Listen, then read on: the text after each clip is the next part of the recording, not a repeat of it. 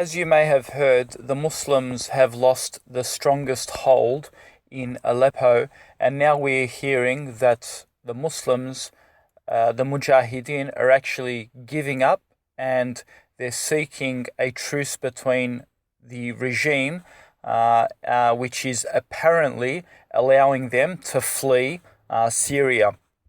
And, this is the disgusting situation these Muslims have put themselves into. I mean, this is unbelievable. You have destroyed a country. Women and children have been killed. People have been left homeless. People had to flee to other countries just because of your stupidity.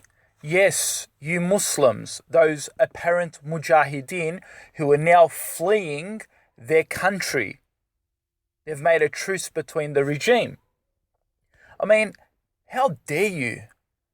How dare you put the Muslims in such a situation? Isn't it enough? Didn't they have enough of your corruption and your stupid Khawarij actions? I mean, when this war actually began, it began for the Muslims to seek justice because of the injustice they received from the regime. And what did we see on the ground? We saw all these groups emerge. We heard the Free Syrian Army, then came the Nusra Front, then came ISIS and ISIL and all these other fractions and all these other groups. What for? What for? To create disunity? Wasn't Assad's strength enough that you had to create division amongst yourselves? I mean, first of all, it was your stupid, idiotic move. You didn't have tanks. You didn't have planes. You didn't have proper guns and military equipment, and you wanted to go against Assad, who had everything backed by Western allies. And you thought to yourself, that's not enough, but now we're going to create disunity amongst ourselves.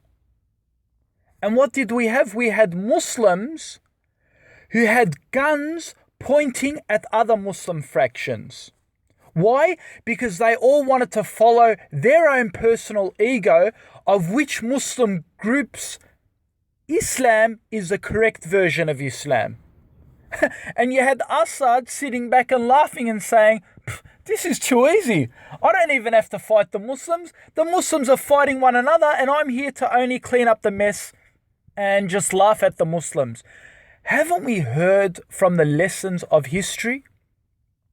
These Muslims have become so proud and egoistic about their own version of Islam, they themselves committed acts of treason, acts of terrorism, and killed people, innocent people, committed injustice themselves. Do you think that Allah is going to give you victory? Do you think that Allah is going to unite you on one Tawheed and give you victory when you, under your own egoistic methods, have committed acts of terrorism? You killed innocent people just to prove that your version of Islam is correct, and you thought, Allah is going to give you victory over Assad? This is extremism, brothers and sisters. This is injustice. This is kibir. This is pride. This is egoistic. And they've destroyed themselves. They've created their own enemy by creating disunity and creating acts of terrorism, by turning away from the Quran and Sunnah, by putting on suicide vests, and not only committing terrorism in their own country, committing terrorism globally. And you lost it. You lost it for yourselves for committing acts of extremism. You fought against Assad. Not only that, you fought against your own countrymen, your own Muslim brothers and sisters. I mean, we heard Nusra is pointing guns at ISIS. ISIS pointing guns at Free Syrian Army. Free Syrian Army pointing guns at ISIS. And all of them pointing guns at one another and pointing guns at Assad. What did you expect to happen? What did you expect to happen, you morons? And you all committed acts of terrorism to get to that high position. That's what happens. Allah says in the Quran, do not kill one another. Do not point guns at one another. The Muslims. Allah in the Quran says, do not commit terrorism. You committed terrorism both in Iraq and in Syria. And now Assad is giving you terrorism back. He's killing your women and children because you yourself committed injustice. Assad, Allah has given you Assad as a punishment, and Assad is now committing terrorism against you. Shame on you. Shame. You've destroyed that country. Men, women, and children had to flee their country. You destroyed your own country. Shame on you. I'm sorry, I'm getting a bit emotional, but it tears my heart to pieces when there are bodies of women and children being picked up from the ground. I am ashamed when I see a brother in Aleppo saying that, requesting a fatwa whether to kill his own wife and children, because it's worse when Assad comes in, kills them, but before he kills them, he rapes them. So because he doesn't want to see his wife and children being raped, he's asking for a fatwa whether he should shoot his own wife and child because it's worse if Assad comes.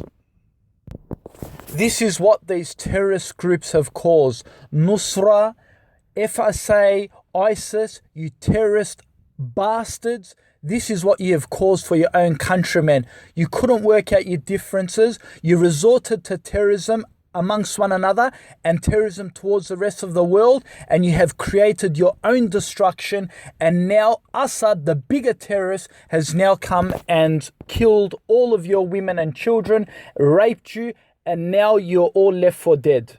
Congratulations.